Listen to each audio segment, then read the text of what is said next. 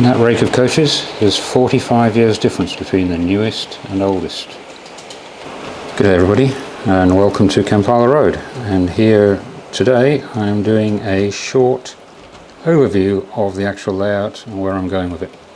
So before we get underway, I've had tremendous comments from my first upload welcoming me back. Pleased to see Kampala Road back. Quite humbling. And thank you. It raised my enthusiasm, if you like, and it sort of underlined what I felt for a while, that it's just a great community, even though there's a bit of squabbling every now and again, but that happens everywhere, I guess. So thank you. It was amazing, actually. I was blown away.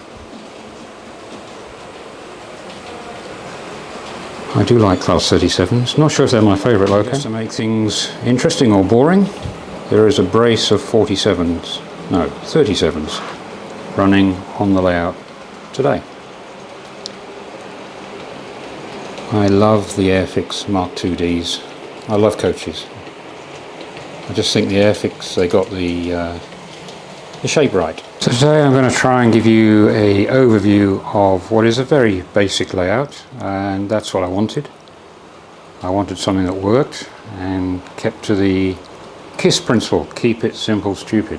And to do that I'm going to take it off the tripod, the camera that is, and hold it, so excuse the wobbly cam. 37s, that's the quintessential train for me as a young train spotter. The BR Blue split head code 37 coming out of Liverpool Street with what was a rake basically of Mark 1s back in those days. It really was the pits of the pits commuter line out of London. Okay, so what I've used is MDF. I was going to use marine ply, but the cost of marine ply against MDF just horrendous. And I've used, to compensate for that, I've used building pine, what they call it here. It's the pine they use to construct houses, even though we have termites. And that's why it's a bluey colour, because it's got some sort of termite treatment in it. Hopefully that won't affect me. So this better shows the three lines. The line on the extreme left is a siding. Then one on the right hand side to that is the analog loop, and that is all in wood style Pico track. The one to the right of that with the points joining, and there's insulation fish plates there, and the one to the right of that too, so these two are DCC. Now the intention is to run DCC on the inner two loops and have the choice of analog on the outside loop, but I'm going to put a three-way switch in so that it can be analog, it can be DCC, and it can be something else which is a bit retro, and I will reveal that at a later date. So over there against the wall is 12 foot, I think, yes. Two boards, 12 foot. You can see how I've joined them together. And the wall in the train room at home is 20 foot long, so this scenic section is going to be L-shaped. So there's 12 foot there, and then there's an 8 foot section there. Excuse me, the backlight. And when it moves to the proper train room, that'll be one long, I think it's 19.5 foot straight. Then to make up the corresponding L shape, there's an 8 foot and another 8 foot where that 37's going. Over here is the spare board for the ends of that room. So as I said, the outside loop is all the wood style Pico code 100, and then I've put concrete track on the inner loops in the scenic sections. Now I bought a whole heap of wooden track here, incredibly cheap price in Australia, far cheaper than I could get it out of the UK, even with VAT off. I don't know what was going on, but correspondingly the concrete track was 3 times the price of concrete track in the UK. I did ask the question, they said nobody uses it here. It's 12 foot down there, and I put a little bit of a wobble in it. The inner loops are raised slightly, and again in future videos discuss why. The outer loop can be moved, it can be moved up, down. I've used cork base on all three of the loops on the scenic section. On the sections that are not meant to be scenic, and they will be one day, I've used Pico foam. The reason I use Pico foam is I had tons of it. Loads and loads. And I guess it may rot in the tropics here. At the moment it's great. It's very, very quiet, makes for very smooth running. But yeah, just at the moment I've decided to use that. And again, this area will probably change in the future. It's a sort of fiddle yard, if you like. I'll get some closer shots of it. May become a station in the future when it becomes detailed. Alright, so for Pointwork I've used Insel Frog. There's only one reason I've done that, and that's for economics. When I came to Australia I brought about 20 sets of Insel Frog points with me. Excuse me, while I try and find the train. Where is it? There it is. And the house, when we opened it up, found about 40 sets of Insel Frog points. So it made sense that I should use them rather than change to Electro Frog. And I had tons, loads and loads, even in the old plastic packaging, cardboard packaging, sorry, as you can see. Because I fully intend to put a cantenary in. And I bought up a whole heap of wires when Hatton's was selling them off cheap for £7 a packet, the overhead wires. And I've had masts for years and years sitting in fact so long the packets are rotting and the masts are all that's left. Here she comes again. This just brings back God, it's been photobombed again. Okay, I'm going to try again. This brings back so many memories. I mean, this is an old loco. It's the wrong shape, the wrong colour. It doesn't have any lights. It works perfectly. It's about 20 years old. It's travelled around the world with me many times. Works every time. It's a wonderful, wonderful loco. So this corner here, you have to excuse my bad cutting on the cork. I bought the cheapest, cheap of the cheap, nasty, horrible cork. It was awful. It was half rotten in the packet and everything. Anyway, I persevered. And there's super elevation on it. Don't know if we can see that with that train going around there, but there is. I put super elevation in all the corners. Quite a bit of experimenting with that. I copied what certain big layouts did. It didn't work for me. Probably because my corners are sharper. If you're watching this and about to start a layout or relay track or whatever, my only advice, and I did it for the first time, is use these. They are the most important bits of equipment to lay flexi track. Track setters and the Pico spacer, I don't know what it's called. Use that, you can't go wrong. I did the outer loop for the first time using them, and I ran a train round analog just to see my first train running for years, and it went round absolutely perfectly first time, no issues. I've not had an issue since. So then I religiously did the other two loops using that equipment, and I don't have any derailing issues at all, right from day one.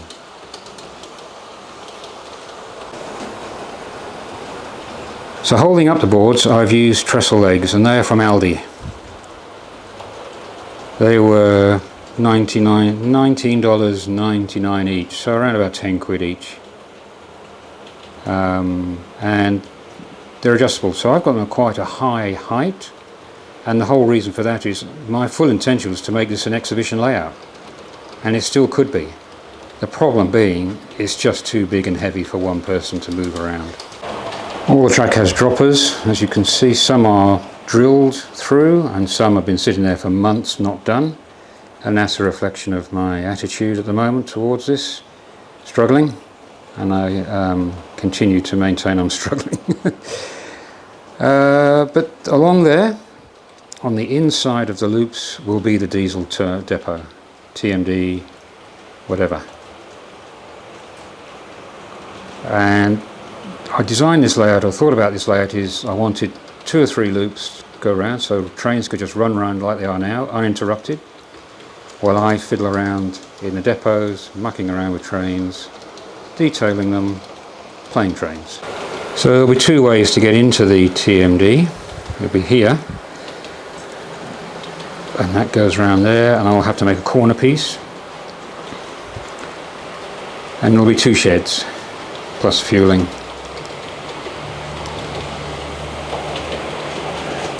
And one line, that loco's in the wrong place obviously, one line will go right through, come around here where, there we are, where the corners are, and come around and meet the double slip over here. Oh, you've stalled. Track must be getting dirty. Meet the double slip there. The end of the diesel terminal, and on this board here, I'll just try and move out of the way, a Heljan turntable. Now I got this years ago, about one of the first things I bought when I came to Australia.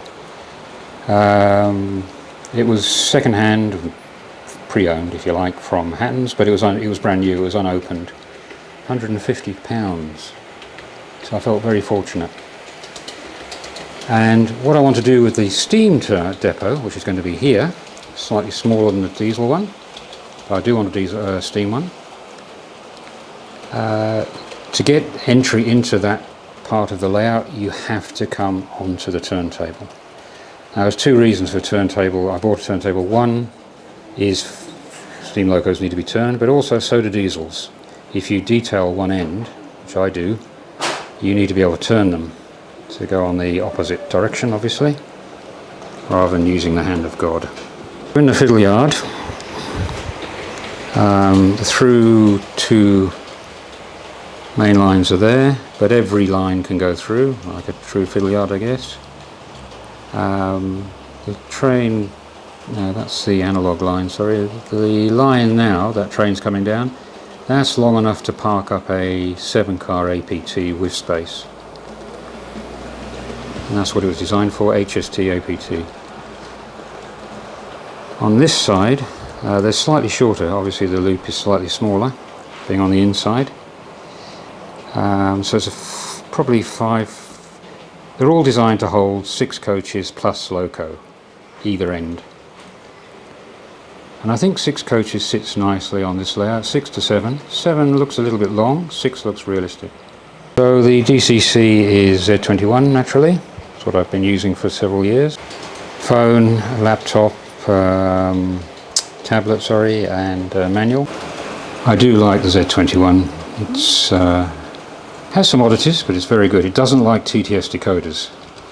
That I do know. I've found that out since I've been running trains here. I've lost 2 TTS decoders, and I'm pretty sure that is down to the Z21.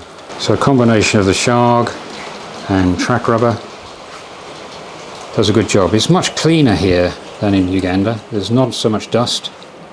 The environment is much, much cleaner. And where I was, where I was cleaning the track every day or every other day over there, here, twice a month. I laid this track in the winter, so I probably started in May this year, maybe April. March, April I think. And I left huge gaps in the track work, massive gaps. Because it does get up to about 40 here, 41. I think the hottest since I've been here is about 42 degrees. The house is aircon, but you can't afford to run that these days. So I left massive gaps. And if I take you to here, yeah, that's where she's going there. Temperature today is 27 degrees. They still fairly generous gaps there, make a nice noise. I'm going to use a normal thunderclap type point motors, Pico ones. I'm not into all this slow moving, it costs 5 times the amount that a normal one costs, etc, etc. I don't mind. Z21 makes it very easy to change points by tapping on the phone. Quite like the sound of them. Points change. I'm happy with that. And it's cost effective. I'm not sure what to make of this Bachmann 31. Speakers are obviously rubbish. Glossy paintwork? I don't remember. But as a young train spotter, I didn't think much of the 31 anyway. I do like them as a model though. Workbench, relatively tiny compared to some people's I've seen. It's my dead Hornby Class 31. Plans for that. Please excuse if it's the wrong rolling stock with the loco. I really haven't got too much here, and I have not opened any more. So I realise that's completely wrong, but I don't really have much choice at the moment. It's a nice loco this. This is running on analog. That's why the lights are on in the cab. Little Gauge Master combi. Does the job.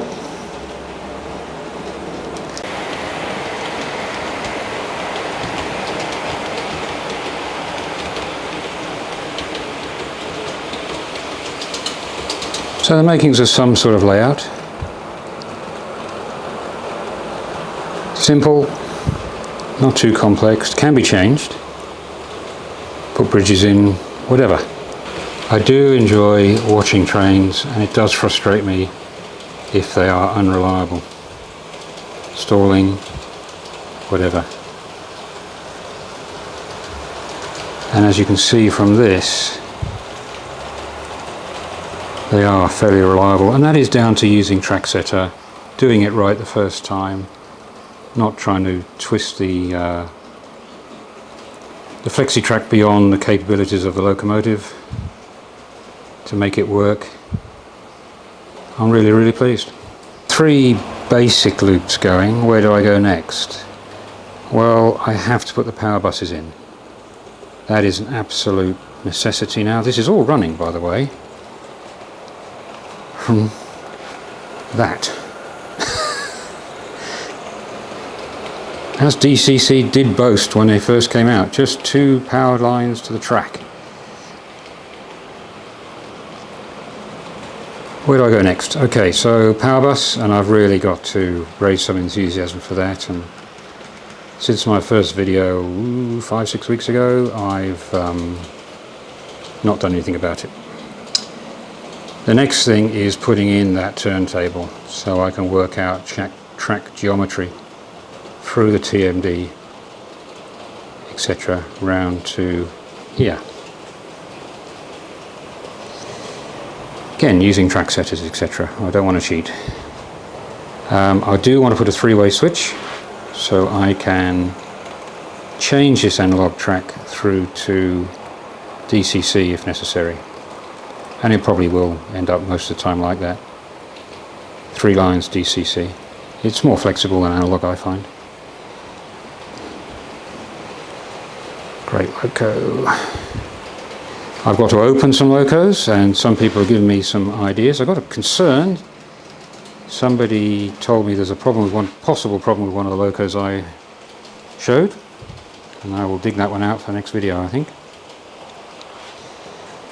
But I hope that gives you some sort of overview of where I am with this layout. And I apologise for the wobbly cam. I've got an absolute rubbish tripod. I have to upgrade. My real tripod is back home.